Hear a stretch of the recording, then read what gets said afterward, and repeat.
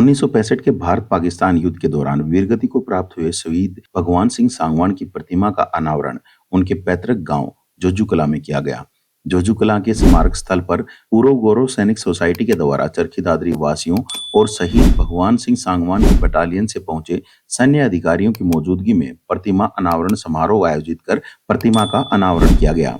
यहाँ आपको बता दें कि फर्स्ट पैरा बटालियन में हवलदार के पद पर कार्यरत भगवान सिंह सांगवान 1965 के भारत पाकिस्तान युद्ध के दौरान शहीद हुए थे, जिसके बाद उनका परिवार पीढ़ी दर पीढ़ी देश की सेवा करने को तत्पर है।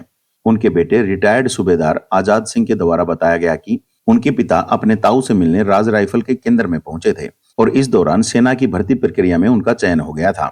उन्होंने बताया कि उनके पिता के साथ साथ उनके ताऊ व चाचा ने भी आर्मी में सेवाएं दी हैं और उनके बाद वह भी आर्मी में भर्ती हुए। अब उनके पोते भी आर्मी में कार्यरत हैं। पीढ़ी दर पीढ़ी पूरा परिवार देश सेवा में लगा हुआ है। आज अपने पिता की प्रतिमा के अनावरण के अवसर पर वह बहुत खुश हैं। सेकेंड वर्ल्ड वॉर में मेरे दादा हीरालाल और ताऊ हरचंद 5 साल के लिए कैद हो गए थे सिंगापुर, मलाया, कंधार।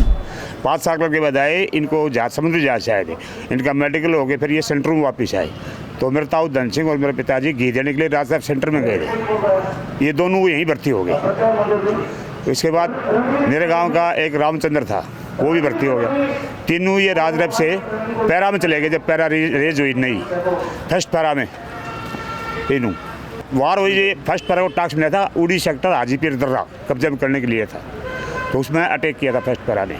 वहाँ पर 4 सितंबर 1965 को शहीद हो गए। मूर्ति स्थापना हुई है, तो उसके बाद आपको कैसा लग रहा है? मेरे को बहुत अच्छा महसूस हो रहा है। पूरा परिवार इसमें आज शामिल है? सब खुश है जी। ये पहले हम जमीन पूछी थी हमने, सरपंच ने ये 12 कनाल जमीन शहीद पार्क के लिए अलॉट कर दी और शहीदों के लिए ये जगह दे दी।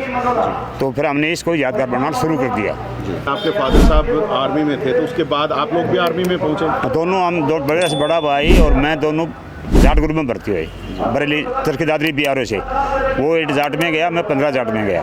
दोनों रिटायर हो गए। अभी पोते हैं 2, वो दोनों EME में, एक कंप्यूटर ट्रेड है, एक हवलदार प्रदीप, एक हवलदार राकेश, वो कलरक है। तो पीढ़ी दर पीढ़ी आर्मी से सेवा करते हैं। तो अच्छा लगता है जब आर्मी में? आप फर्स्ट क्लास गर्व होता है, वर्दी पहनते हैं, देश की रख सकते हैं, तो शान होती है किसी में। शहीद भगवान सिंह सांगवान की प्रतिमा अनावरण कार्यक्रम में चरखी दादरी जिले की सांगवान खाप के प्रधान सोमवीर सांगवान और क्षेत्र के दूसरे मोजिज व्यक्ति भी पहुंचे, जिनके द्वारा शहीद भगवान सिंह सांगवान की प्रतिमा पर फूल चढ़ाकर श्रद्धांजलि देते हुए कहा गया कि देश पर अपनी जान निछावर करने वाले शहीदों की कुर्बानियों को याद रखना सभी देशवासियों का कर्तव्य बनता है। उन्होंने कहा कि ऐसे बलिदानियों से सभी देशवासियों को प्रेरणा लेनी चाहिए। सांगवान खाप के प्रधान व पूर्व विधायक सोमवीर सांगवान के द्वारा कहा गया कि देश की सरकारों को भी शहीद के परिवारों का ध्यान रखना चाहिए और इन परिवारों के लिए रोजगार भी उपलब्ध करवाने चाहिए। आज भगवान सिंह की जो 1965 की लड़ाई में शहीद हुए थे, उनकी मूर्ति का अनावरण करने का हमें सौभाग्य मिला। हमारा सबका कर्तव्य बनता है उन महान विभूतियों को जिन्हें देश के ऊपर कुर्बानी दी, उनको याद करना, उनकी यादगार बनाना और पूरे समाज को उनसे प्रेरणा लेनी चाहिए। सरकार से भी कुछ डिमांड रखी यहाँ से कि इन परिवारों को संभाले, इनके परिवारों को नौकरियाँ दिया जाए, इसको लेकर के? बिल्कुल, ये मैंने कहा है कि सरकार ने भी जितना मान सम्मान सैनिकों को शहीद है उनको देना चाहिए। उनके चाहे बच्चों रोजगार की बात हो जाए, उनकी कोई भी परेशानी हो समस्या का समाधान करना चाहिए। कार्यक्रम में पहुंचे क्षेत्र के विभिन्न मोजिज व्यक्तियों का कहना था कि शहीदों की वजह से ही आज हम हमारे देश में स्वतंत्र रूप से रह रहे हैं। पूर्व गौरव सैनिक सोसाइटी के अध्यक्ष रिटायर्ड सूबेदार सोमवीर शर्मा के द्वारा कहा गया कि आज उन्हें गर्व हो रहा है कि शहीद भगवान सिंह सांगवान की प्रतिमा का अनावरण किया गया है।